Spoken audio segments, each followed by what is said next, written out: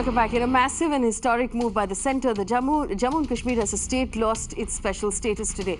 The provisions of Article 370, which gave special status to Jammu and Kashmir, have been revoked. As a result, 35A, which gave residents special rights over jobs and acquiring property, also ceased to exist. What this essentially means is that the Jammu and Kashmir law and order will now be under the centre's control. All laws that are applicable for the rest of India will also be applicable in Jammu and Kashmir. Those who are not residents of the region, who until now had to be permanent residents in order to apply for jobs or buy land, now anyone in the country will be able to apply for jobs or buy land in the state. It was not possible earlier because of this very special status. Now, these changes come into effect immediately and have been made via presidential order. Now, remember, Article 370 specifically had a provision saying that it needed to be approved by the Constituent Assembly. Now, given that there is no state government, there's no Constituent Assembly, and there's no approval required from the Assembly of the state, hence just a signature from the President was enough to move this through. The big questions that we're asking today is this. While the government has spoken, the Home Minister has spoken both in the lower and the upper house of Parliament today, speaking to the country and to the other members of Parliament that this move will bring in prosperity, peace, and of course, a complete sea change of life in Jammu and Kashmir. The question we're asking today is, will it hold scrutiny in the court of law? Joining us today, Rakesh Trivedi, Senior Advocate with the Supreme Court, Aishwarya Bhati, Senior Advocate with the Supreme Court as well.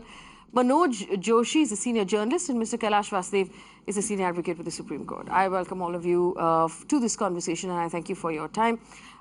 If I may start with Mr. Kailash Vasudev. Mr. Vasudev, good evening. There are a couple of questions we have to ask. One is, of course, the nature of the decision that was made, and the other one is perhaps the route that was taken by the central government. Now, there are several who believe that this entire thing is going to wind up in Supreme Court. Do you agree that perhaps this will become subject to scrutiny by the court at some point?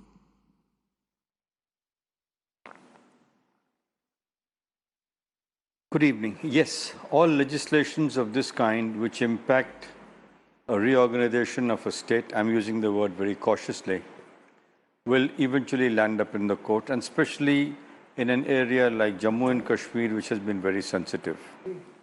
We must look at a bit of a background to this notification. You see, initially Jammu and Kashmir was under the rule of a Maharaja, who ceded to the Indian Union in 1947-48. When he ceded to the Indian Union, it was at a point of time when a portion of the state had been lost in conquest to our neighbor Pakistan. So in 1950, when we framed the Constitution, we decided to have a special provision in the form of a temporary provision in the articles for the state of Jammu and Kashmir, incorporating it as a Class B state in our first schedule to the Constitution. As time went, it became a part of our Constitution because Part B states were removed.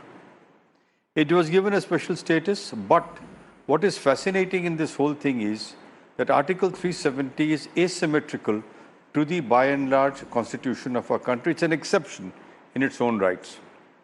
It is an exception because powers are given to the Government of India to take drastic measures in the state of Jammu and Kashmir, which is not available in the other states. The Constitution of Jammu and Kashmir, framed in 1939, adapted later on and made a part of their constitution, acknowledges this fact that the Constitution of India will remain supreme in 3 areas, but for the rest, the state's constitution will apply. So therefore, 370 carves an exception to the normal states and the configurations which apply to the first schedule to the Constitution, which incorporates the states. The powers to the President are absolute in the form that they must be given by the Government of India. So therefore, the Government of India can request the President under 370 to pass any orders he finds appropriate at a point of time when the Constitution of the state stands suspended or there is no legislative assembly.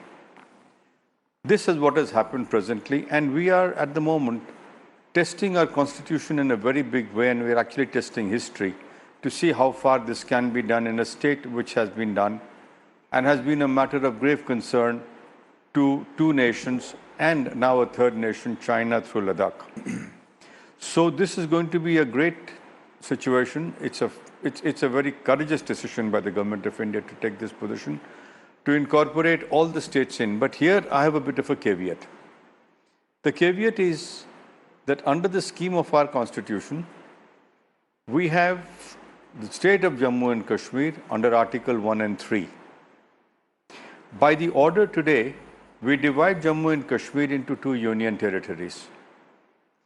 The union territories become Ladakh on one side, Jammu and Kashmir on its own. Ladakh will not have an assembly.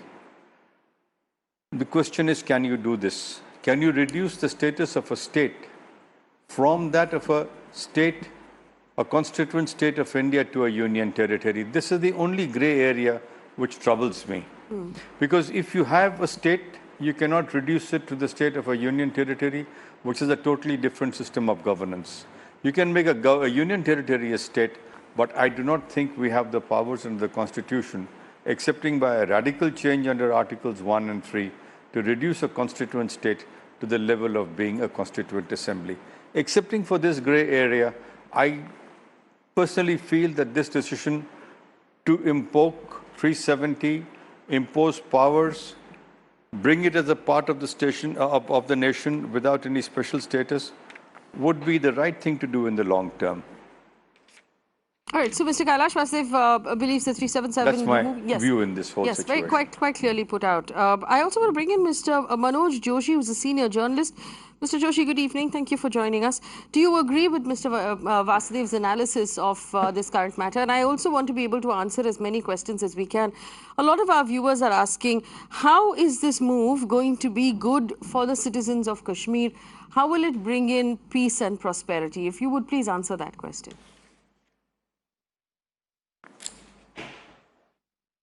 Well, you see, I think when it comes to constitutional points, I think you've got three lawyers out there. They will put forward the various constitutional points. The only thing is that in that Article 370, Clause 3, about the Constituent Assembly alone being able to recommend to the President the issue of abrogating Article 370, there are question marks there. Because that there is no Constituent Assembly. Now, one would say that if there is no Constituent Assembly, perhaps the Jammu and Kashmir State Assembly could have done it. But the State Assembly has been suspended. So now what you're seeing really is some kind of subterfuge, in the sense we are bending the constitutional position here, not quite addressing some of the key issues relating to Article 370. The second part is, of course, as I said, you have your constitutional lawyers there, the lawyers there who will respond to the constitutional issues. My point is there are two aspects to this. One is the constitutional aspect and the other is the political aspect. And so you asked me about the second part, Mindy, what will be the political consequences of this? Now, we all know that through constitutional orders passed by the President over the years, Article 370 had lost all its relevance. It had been completely neutered. But it was a very important symbol. And you know, in some cases, symbols also gain substance. And in the case of Article 370, though it was completely hollow, in my view, it did represent for the Kashmiri people some kind of a symbol of their uniqueness. And now that has also been taken away. Now you may say, well, why should the Kashmiris get any kind of a symbol of uniqueness? But then all you have to do is to look at history and you'll realize why Kashmir is unique. We've spoken about the national aspects of it. Don't forget, not a single country in the world recognizes Kashmir to be an integral part of India. They all say it's a disputed territory whose final status has to be resolved, and resolved through dialogue between India and Pakistan. So Kashmir is unique, and this Article 370 represented that uniqueness. So now, for me, as I said, the article itself is pretty hollow. Most of the powers had been taken away. The unique powers had been taken away. In any case, the center, since 1990s, the center has been the dominant force there. So whether it's a union territory or a state, the center has been the dominant political authority in the state.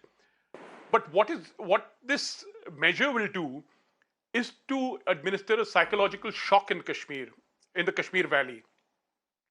What will be the consequences of this shock?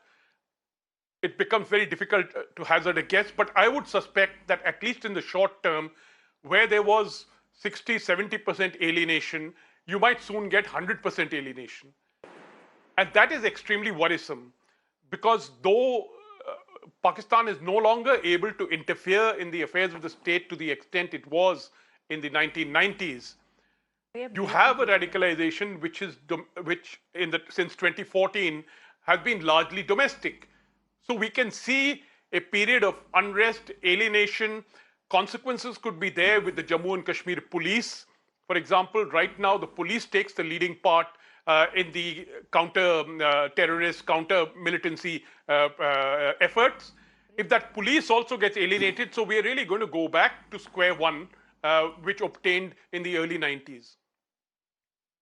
So, okay, so that's interesting, and I just, so the most common question everyone's asking me this evening is what is going to be the fate of the people who are living in Kashmir at this moment? Will they benefit from the removal of 370, or are they going to suffer because of it? And we're going to try and answer that question. Rakesh Trivedi, senior advocate, joins us right now. Mr. Trivedi, Mr. Kailash Vasudev pointed out a very interesting thing. He said the splitting of a state into two union territories perhaps doesn't have any sort of, there's no precedent to that.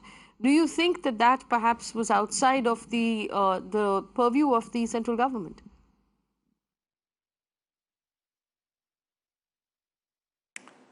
So let me first say that the steps taken by the government to scrap 35A is a very significant historic step.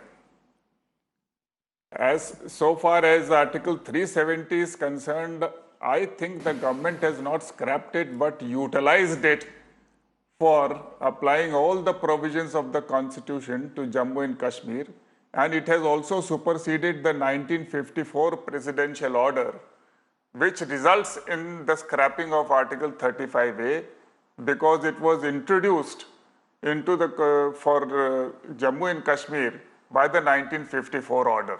So far as the presidential order is concerned, it is utilizing Article 370 rather than scrapping it. What the bill is going to do, which is placed in the parliament, I do not know, because scrapping of Article 370 would require a constitutional amendment under Article 368. So far, I don't think that the government has tabled any constitutional amendment in the parliament. So 35A is rightly repealed. It takes away the fundamental rights of the citizens and people of the rest of the India, that is, who are not state subjects of Jammu and Kashmir. And it really is a hindrance in the full integration of Jammu and Kashmir with India. So this step of repealing and scrapping 35A actually fully integrates Jammu and Kashmir. It is a process which began in 1954 when Government of India had departed from the instrument of accession and had applied large number of provisions of the Constitution, almost 260 articles, to Jammu and Kashmir. And as we have seen, as we marched forward, the Prime Minister was converted into Chief Minister and the Sadar-e-Riyasat was converted into Governor. Perhaps that was the time when 35A should have been repealed. But the government, then governments had different approach, and they were talking to different kind of elements in Kashmir who were like Hurriyat, etc., who were hobnobbing with Pakistan also. And so they thought that they could resolve terrorism by that methodology. The present government has broken with the past, and with some out-of-box thinking, they have, as per their manifesto, completely demolished 35A. So that's a great step. And as far as breaking Jammu and Kashmir state into two union territories is concerned, I do not think it is a problem. It doesn't create any constitutional problem, in my opinion, for the simple reason that under Article 1, Jammu Kashmir is a state, and any state, in case of special exigencies or circumstances, can be temporarily, at least, converted into union territories, as we all have been noticing that Jammu Kashmir is contiguous, has borders with China, Pakistan, Afghanistan. So, and we are also witnessing the withdrawal of USA from Afghanistan. So a very different kind of situation has arisen. And therefore, it is absolutely essential for the integrity of India that this kind of a step be implemented. And under Article 370 also, the provisions of the Constitution can be applied to Jammu and Kashmir with exceptions and modifications. So therefore, various provisions of the Constitution can be applied to Jammu Kashmir with modifications and exceptions, and this can also be part of that exercise. For interrupting you, but the Prime Minister has just tweeted a comment, and this is the first comment coming in since this announcement was made. He says, Home Minister Amit Shahji's speech in Rajya Sabha was extensive and insightful. It accurately highlighted the monumental injustices of the past and coherently presented our vision for the sisters and brothers of Jammu and Kashmir. Do hear. So that was a message coming in from the Prime Minister. We'll also bring in Aishwarya Bhati, who's also a senior advocate. Ms. Bhati, good evening. I have a question for you from one of our viewers who wants to know, if we want to truly integrate Jammu and Kashmir into the rest of India, shouldn't the Armed Forces Special Powers Act also be removed in order for people to truly be equal? Your response to that, please. Yeah, absolutely. You're right, Faye. Army has no role to play in the maintenance of internal law and order situations inside the country. The job of the army is on the borders.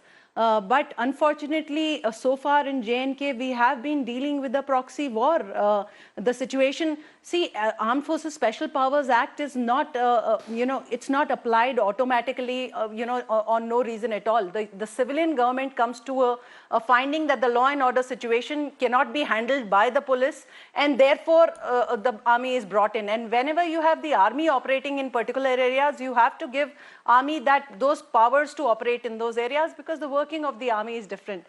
So I'm certain and I'm hopeful that, now with the integration of Jammu and Kashmir, with having the same law, the same economic strength, the same powers, same social justice systems, same gender justice system, I'm sure, and same political, voting rights to people who were there.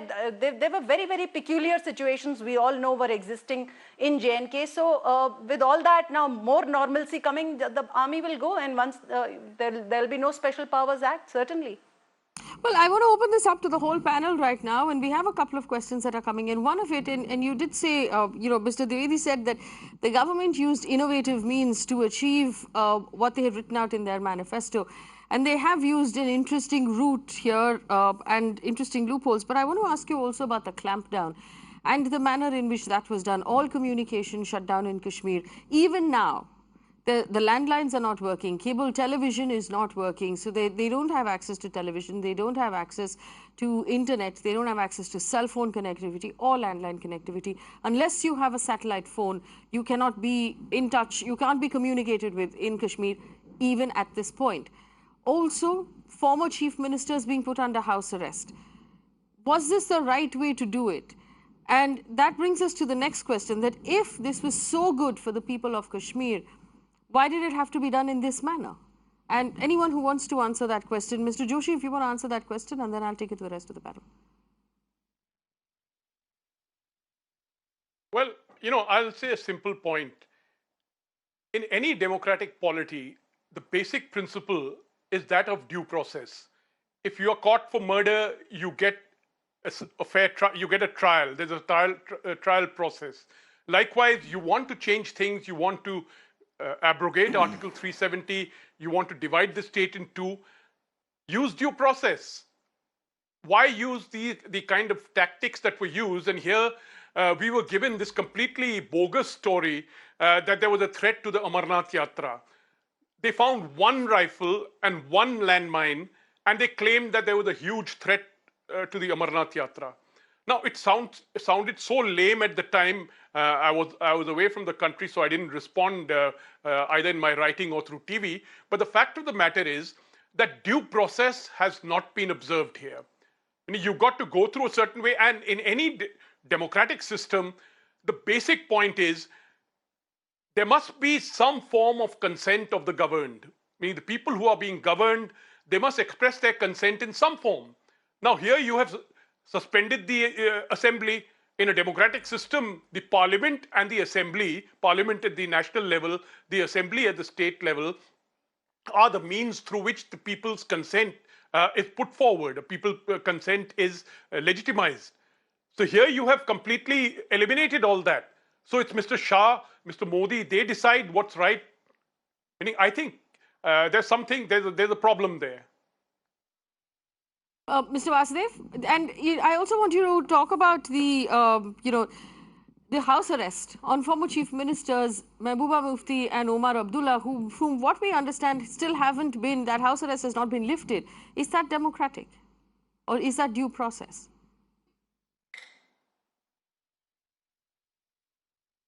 At this point of time, with the step which the government has taken, it has been a very strong measure which has been enforced upon a people for the purpose of integrating the nation. In this, they have taken the actions which you inform us about: the arrest, house arrest of people, the cutting off of connectivity, not having them accessible on the phones and the like. But isn't that at times a necessary event which takes place in moments of this kind? Please understand, Jammu and Kashmir for the past 70 years have been boiling. 1 second. There has Mr. hardly Vasudev, been a year in Mr. which you Vasudev, haven't heard of violence I have or to stop you for a second. like. I'm just bringing breaking news to our audience at this point. Both Omar Abdullah and Mehbooba Mufti have been moved from their houses to preventive detention. This is information that we're getting right now, signed by the Executive Magistrate First Class Srinagar, copy to the District Magistrate. We understand that, and this is in my hand, I'm holding the letter that has been given to Mehbooba Mufti. So our viewers will remember that she has been she's been in house arrest since last night, and that has just changed, and she has. It says, whereas the situation has arisen in Kashmir, that appears to me that there are most likely strong apprehensions to law and order situation and breach of peace and tranquility, whereas your activities are also likely to cause a breach of peace, into the consideration of your recent activities that may likely lead to serious law and order situation. Whereas it's also appeared to me that you and a number of your activists and persons associated with you are about to meet and proceed in a procession. Whereas, keeping in consideration the present situation in Kashmir, strong apprehensions of breach of peace and tranquility, I, as Executive Magistrate, do hereby order your detention for preventing of law and order situation. As a preventive measure, we are shifting you to Hari Nivas until further orders. So, I suppose changes the question a little bit, because from what we understand now, both Omar Abdullah and Mehbooba Mufti have been moved at this time from their homes into preventive custody, into what appears to be a government guest house, the Hari Nivas guest house, until further orders. So they have now been taken into custody, Mr. Vasudev. Do you want to change your answer? You still believe that this was a necessary measure?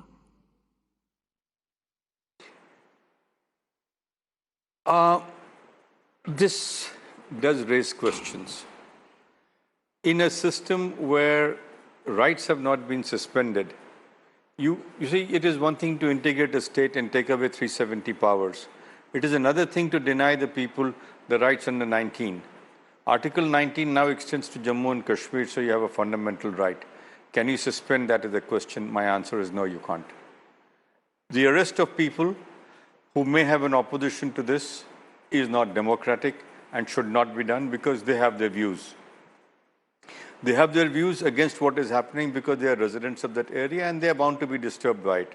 But arrest, detention, taking into custody, muffling public speech, no, I don't think that is correct. In my view, it should not be done. It should not be done. I want to open this up to the rest of the panel as well. Mr. Dwivedi, do you agree that this is not, this is undemocratic to basically take someone who might disagree with you into preventive custody? Or do you believe that this is warranted, and given the size of the decision that has been made, these precautions are necessary?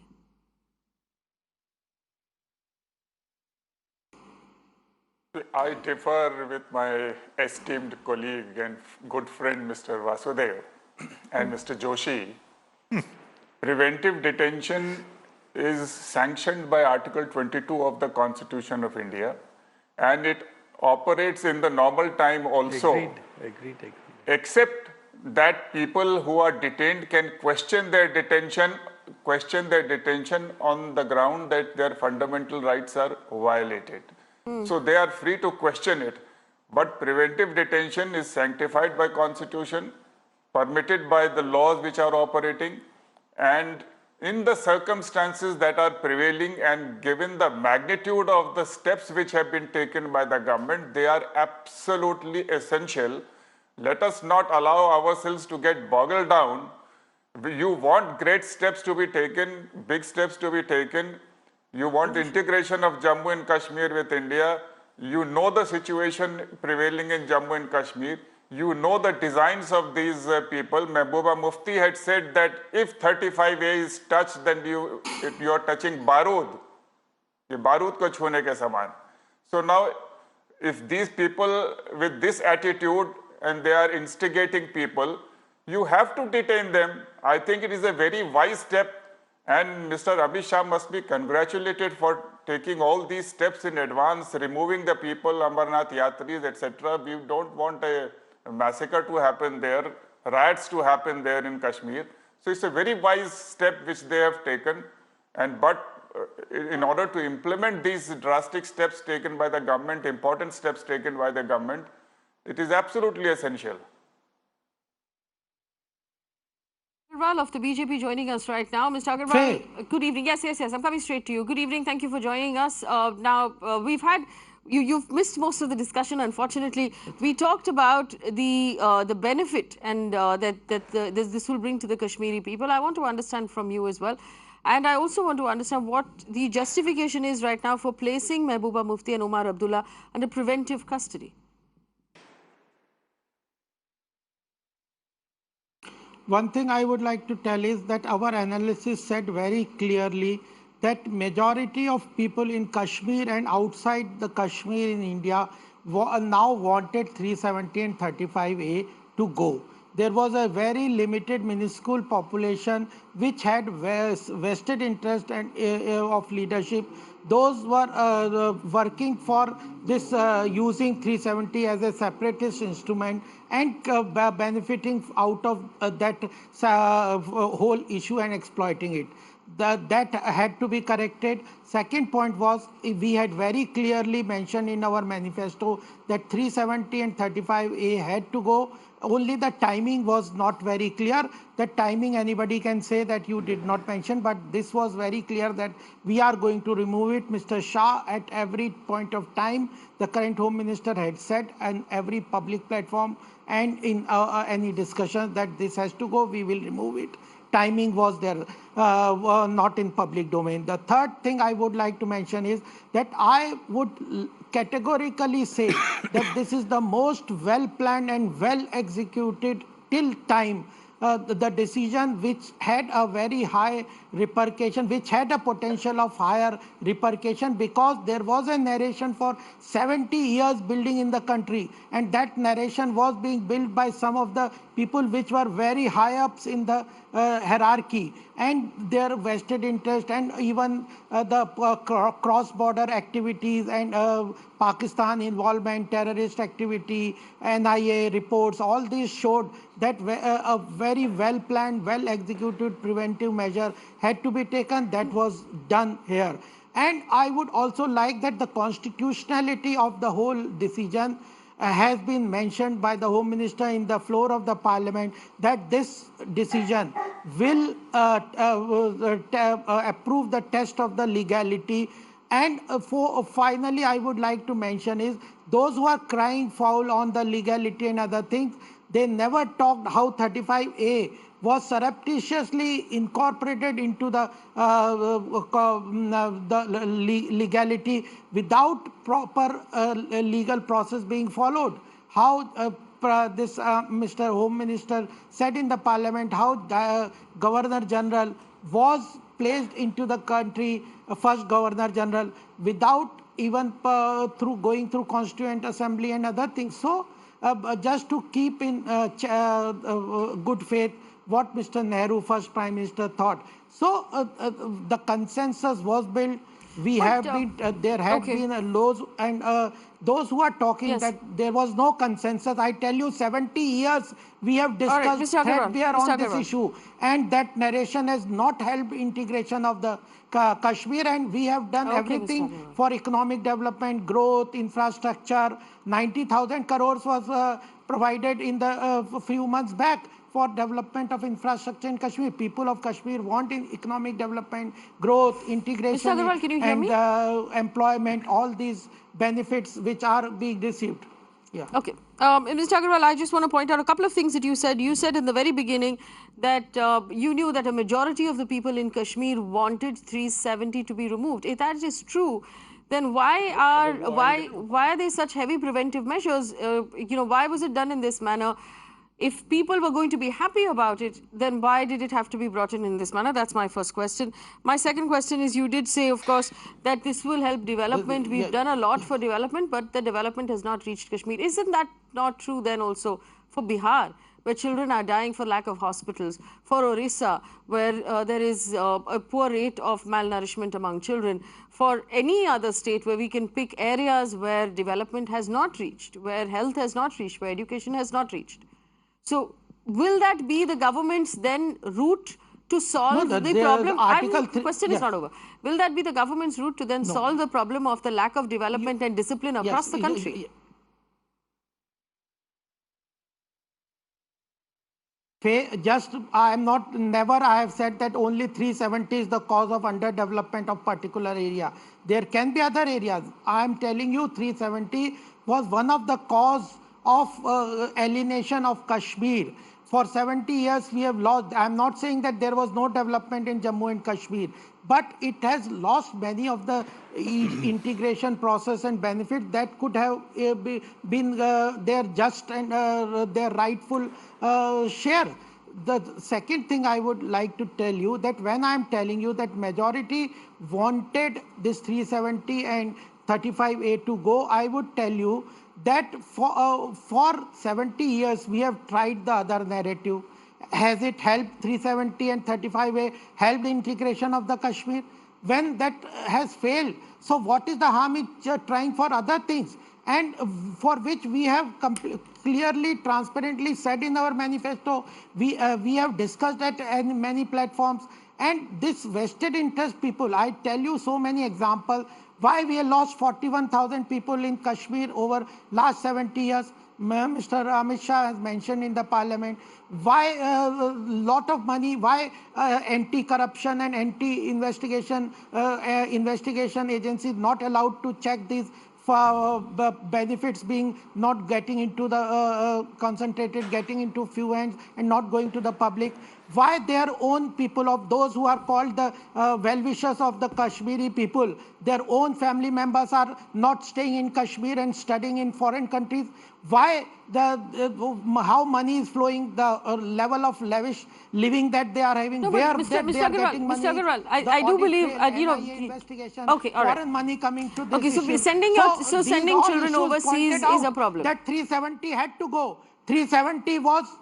Sending children overseas for studies is a problem? 370 was the cause of many of the problems that That's why they were sending their children overseas to study. You're connecting things that are not connected, Mr. Agarwal. One thing is not the problem. Then? But why why few families are getting all the benefits that are being received by the Jammu and Kashmir? Mr. Agarwal, you know what? The dynastic politics is a plague in every state of our country. And also, I can point out several members of the BJP who have their Yes. children in the party. And it's in the The plague Shiv in the Sena, for Jammu and example, which is Kashmir your also. ally, is run by a family. Several of your allies is also So run by families. democracy was not having its say in Jammu and Kashmir. Democracy was not having say. Democracy was not having its say in Jammu and Kashmir. Okay, all right. Democratic process was being hindered by 370. The Okay. terrorist activity. All right, so I just, we've lost the connection with Mr. Agarwal, but I just want to point out that a maximum number of our panelists believe that removing 370 was important, it was necessary, and it needed to be done. And in the long run, it will be beneficial not just for Kashmir, but for all of India. It will strengthen our position on the global scale. This is a consensus that has come from our panel this evening. There have been, like Mr. Karashwas, they've raised his eyebrow about a couple of things. The grey area about turning a state into a union territory and whether there is a provision for that in the constitution, and secondly, placing Mehbooba Mufti and Omar Abdullah from house arrest into now preventive custody. But like I said, there are two separate portions of this story. One is the actual decision, which there seems to be mostly a majority understanding that this was a good thing, and secondly, the manner in which it was done. A lot of the people now feel that this was necessary in order to simply get it done. In fact, I want to point out to our audience that connectivity with Kashmir, or with the valley at least in Srinagar, is still down. We're not able to reach our colleagues on the internet. There's no WhatsApp, there's no cell phones, landlines, and they have no access to cable television. So at about 5 o'clock this evening, my colleague sent in this, Sohail sent in this update on what the status was in Kashmir. This was, I believe, the last update we received from Srinagar. We're just going to listen in. As central government has brought the proposal of revoking Article 370 from Jammu and Kashmir, we are reporting from the Secretariat in Kashmir. You can see the state flag is standing tall with the Indian flag at the top of the Secretariat in Srinagar city. In Srinagar, there is deployment of the security forces to ensure that the law and order doesn't go out of control. More and more security personnel have been inducted in Srinagar city to ensure that no protest takes place after the revocation of Article 370. Meanwhile, the other districts of Jammu region are also tents and security forces have been deployed there also. In Jammu city, people are celebrating the revocation of Article 370, but in Srinagar, the communication is out of gear. There is no one to tell exactly what is happening. The phones are not working, mobile internet services is everything out of service, and now we will have to wait as and when all the services are restored. All right, that was Sohail. Moving on, I did have a conversation with Mr. Yashwant Sinha, former Finance Minister and former External Affairs Minister, both on the matter of Kashmir and the matter of our economy. Take a look.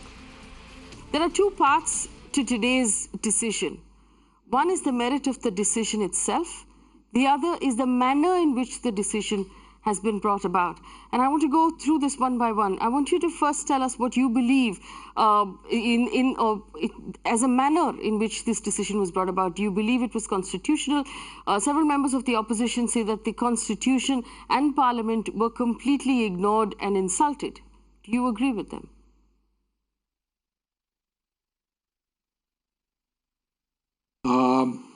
I would tend to agree with that view, because the manner in which the legislation has been brought, you are aware that it was suddenly sprung upon Rajya Sabha at 11 o'clock in the morning, and then discussion was started on a very momentous piece of legislation, which is not merely relating to the status of Jammu and Kashmir as it existed. It has existed in the last 70 years, but also it destroyed the state as we know it. It has dismembered the state, and the state has not only vanished, but it has been reduced in status to that of an union territory. Jammu and Kashmir minus Ladakh is UT, as you said, with legislature. Ladakh is union territory without legislature. So, which means what? It means that we don't know yet what the the division of responsibilities be between the Lieutenant Governor and the elected legislature in Jammu and Kashmir. But whatever it may be, we know from experience what is happening in Delhi. We know from experience what's happening in Puducherry between the Lieutenant Governor and the elected Chief Minister. So whatever steps the Government of India has taken and is getting through in Rajya Sabha, it will get through in Parliament, is quite clearly fraught with all kinds of dangers for the future. This is one point. So the method is questionable, it is dubious, and it should be challenged. Somebody, I'm sure, is going to challenge it in a Supreme Court, which was already seized of some of the issues. And then let's see what the judiciary pronounces on these issues. But as far as I am concerned, I think the method adopted is very, very dubious.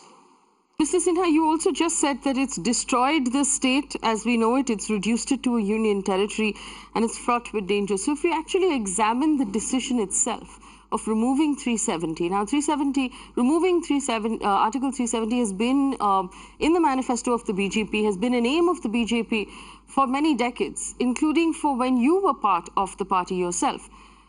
Do you believe that it is a good decision and it will lead to lower violence and better development in the state? That's what the government claims. But, the reality has been brought out starkly by the events of today. The valley of Kashmir is under a clampdown. It appears as if there is a martial law in the valley. And the step by the government is being celebrated in the rest of the country. Now, this brings out the very sharp divide that exists with regard to the feelings with respect to Article 370 in parts of India and in Jammu and Kashmir, especially the Valley of Kashmir. Well, Mr. Sinha, from an external affairs point of view, if you were to examine the various things that have happened over the last couple of months, including Mr. Trump making 2 mentions of the possibility of him intervening, his plan of moving out of Afghanistan, his meetings with Imran Khan in Washington, would you say that this move right now strengthens our position on Kashmir in relations to America and Pakistan at this point? No, it weakens it. How so? It weakens it because 3-4 things have happened. You are aware of what the Secretary General of the UN said about the situation in Jammu and Kashmir. We have criticized him, but he has stated what he thinks is his view. Then we are aware of the Human Rights Commission in Geneva, its approach to the human rights violations by the government of India in Kashmir. Then we come to Trump. Now, I don't believe the Prime Minister would have told Trump to mediate. No Indian Prime Minister would say that. But at the same time, by repeating that offer, Trump, it appears, is willing to jump into this issue and is willing to mediate between Pakistan and India. And what is more important is the fact that Pakistan is not going to take it lying down. It will, I'm sure it will knock at every door at the UN.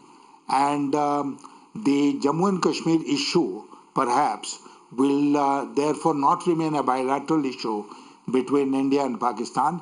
The danger is it might be internationalized. And I'll not be surprised at all, given the character that Trump has displayed in the White House, if he says US will intervene and mediate between India and Pakistan. And if you say no, then you are on the wrong side of the Americans and the United Nations. Mr. Sinha, also, we've had the Home Minister speak in Rajya Sabha and in Lok Sabha. He's talked about how several of the wrongdoings that have taken place, or the lack of development, the murders that have happened, the lack of education, the lack of infrastructure, several of these things he's attributed to Article 317. He said all of that will change right now. It is really largely the political families of Jammu and Kashmir that have held the people back. Now, the relationship with the local people of Kashmir has always also been a delicate relationship that India has had to manage. Do you believe that the activity of the last 48 hours has perhaps endangered that delicate relationship?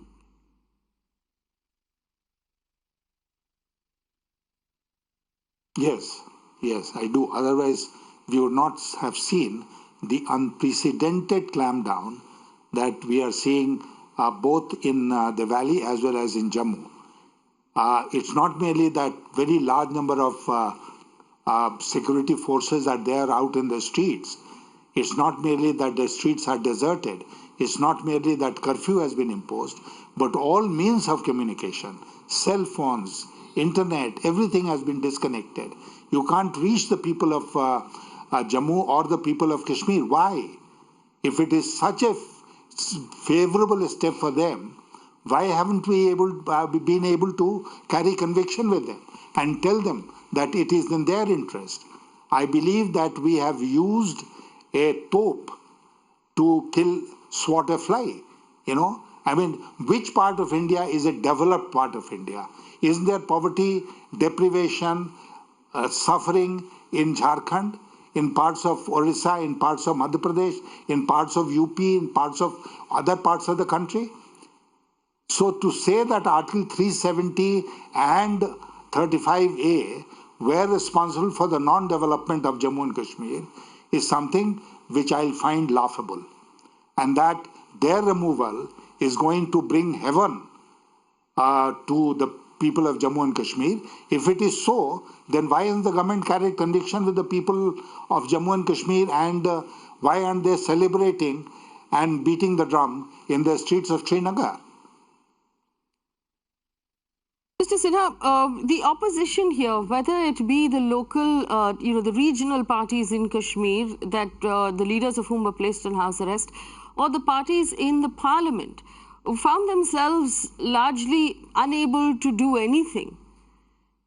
Do you believe that this was keen political strategy by the government to be able to find that right moment, the right loopholes, given the fact that legally this article cannot be removed without a clearance from the committee in the assembly? But there's no committee in the assembly because there's no state government.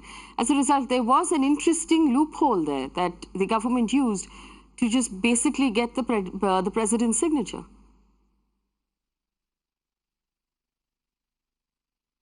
Quite right. I mean, the Article 370 itself has a proviso which clearly lays down that it can only be done with the approval of the Constituent Assembly of Jammu and Kashmir. Now, there is no Constituent Assembly, so at least the Assembly's approval should have been taken. But there is no Assembly either. There is the Governor. And who is the Governor? The Governor is an appointee of the central government, and he represents not the people of Jammu and Kashmir, but represents only the government of India. So how can it be said that he represents the will of the people and his consent or approval is sufficient to meet the constitutional requirement? I think when this matter is agitated before courts of law, then this will be a very important point there, that you cannot ride roughshod over the provisions of our constitution and say the governor will represent the people of that state. And it sets a very dangerous precedent because this is something which can be repeated in any state of India. But from what you understand, the Rajya Sabha has been adjourned for the day and the bill has passed, I think, in Lok Sabha. We'll bring you more updates about that. But Mr. Sinha, when you say that this basically is running roughshod over our constitutional provisions, are you calling this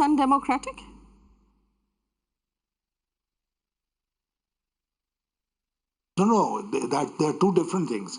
One is unconstitutionality. Any democratic government has the obligation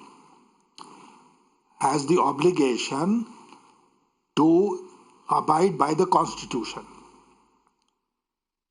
The other is the manner in which this whole thing has been carried in the upper house, the Rajya Sabha. And, the majority has been manufactured. We know what is happening to the supreme leader of the BSP. There are so many people who are under investigation by the investigating agencies, the government. And they are clearly surrendering before the might of the government of India.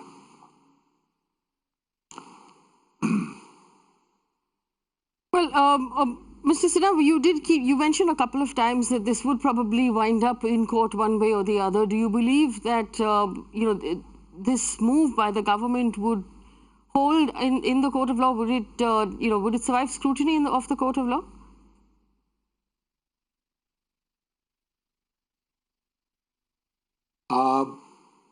I personally believe it will not stand judicial scrutiny. And a legal constitutional view will clearly go against the government of India. But more importantly than what the judicial pronouncement ultimately will be, is the manner in which the people of Jammu and Kashmir, especially of the valley, have been treated. I mean, we are promising, as I said earlier, the heaven for them. And they are not interested in this kind of heaven.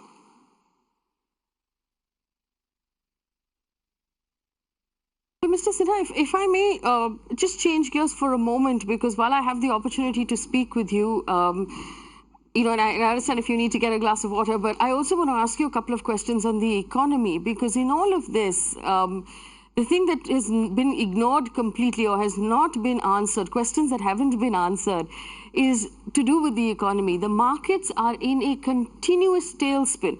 The Nifty and the Sensex were down even today. The Sensex lost about over 400 points. The Nifty was down about 134 points. Industry leaders, including the chairperson of India's largest bank, SBI, HDFC's chairperson, Deepak Parekh, L&T's AM Nayak, many have actually come forward now to say India is witnessing an unprecedented slowdown.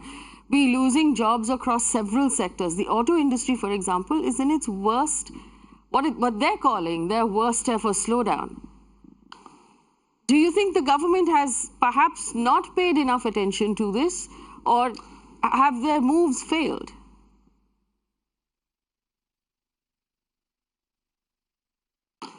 There is a school of thought, Faye, yes, and I agree with them, which believes that this sudden move on Jammu and Kashmir is been taken in order to divert attention from the economic issues that the country is facing.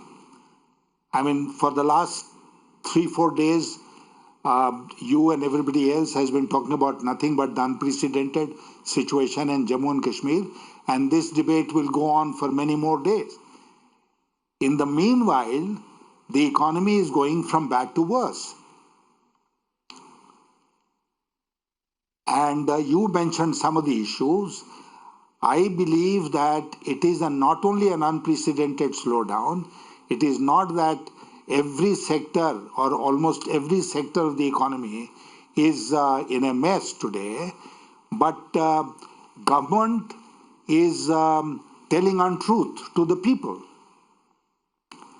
Ratin Roy, who is a member of the Prime Minister's Economic Advisory Council, he has pointed out how there is a hole of 1,70,000 crore rupees in the budget on the receipt side, which is bound to reflect on the expenditure side, and the finance minister has gotten away in parliament with blue murder.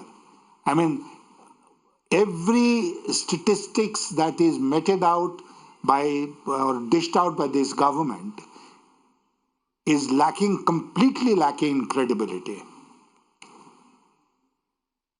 Well, Mr. Sinha, if we consider, these points one by one, and it's interesting, and I have heard some rumors, but the truth is, even after the entire Kashmir move comes and goes, the slowdown will not change. And I'm interested right now in what's going on with our economy. In your opinion, jobs has been a focus for us personally on this channel for over a year.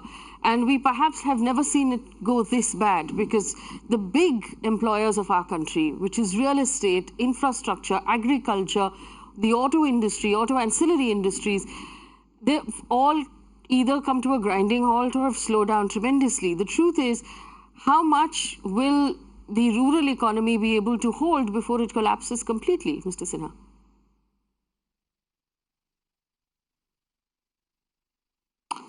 I agree with you entirely. And as far as the rural economy is concerned, the monsoons have not been up to the mark in many parts of the country. There is either drought or there are floods, and therefore even rural demand will suffer as a result of this. But for many years now, there has been lack of demand, consumption demand as well as investment demand in our economy. And as a result of that, there is no investment in our economy. As a result of that, NPAs of the banks have accumulated to an extent which has been alarming. All these issues have been there, piling up over the last 5 years. And the government has thought it fit not to deal with them, but only tell the people untruths so that people would be with the government. And that's what happened. Let me also tell you that the only economic issue which has a direct electoral impact is price rise. And there, fortunately, the government has been very lucky, because international crude prices have not gone through the ceiling. They are still moderate, around $60–62, and therefore they have been able to hold the price line. And that is why economic issues could not become issues during the last election. But at the same time, this crisis that we are seeing in our economy, in sectors of the economy, is bound to come to the notice of the people, the common people, and they are bound to suffer if they are not suffering already. It's not merely jobs. I mean, the farmers of this country, they are in a mess. And if they were not in a mess, why would the government think in terms of giving them the Kisan Samman money? So they are using Band-Aid in order to resolve very difficult economic issues. What is even worse is that the global economic situation is not going to help. The global economy is also in a mess, with all kinds of funny decisions being taken by Trump with regard to trade with China, with regard to trade with India and elsewhere. So the global situation is not going to help. The domestic situation is in very poor health, and we can look forward to some very bad times on the economic front. Mr. Sinha, the government has set itself a target of a $5 trillion economy, and this phrase gets used a lot. And the government seems fairly confident of achieving this target. Do you believe the target is achievable now?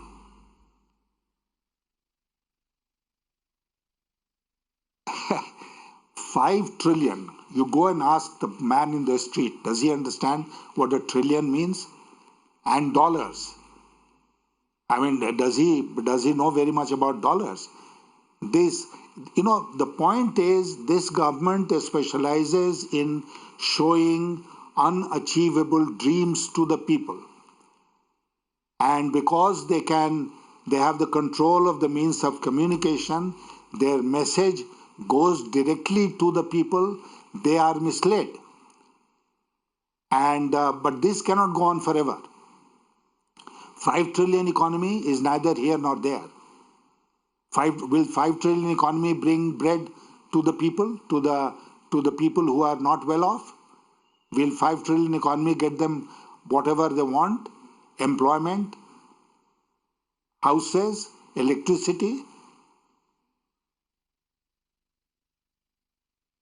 Mr. Sinha, my last question to you is about what is being called tax extortion or tax terrorism. Post the fairly unfortunate death of VG Siddhartha of Cafe Coffee Day, several people have come forward, including Mr. Mohandas Pai of Infosys, formerly of Infosys, Kiran Majumdar Shaw and several others, talking about the fact that the income tax department is harassing not just not just entrepreneurs, but also people who run businesses. Do you believe that this has gotten worse over the last few years for whatever reason? Or is it because the government is now looking at a zero corruption system that people are feeling the heat?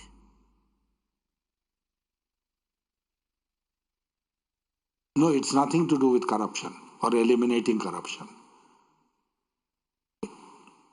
You know, this is tax terrorism, pure and simple.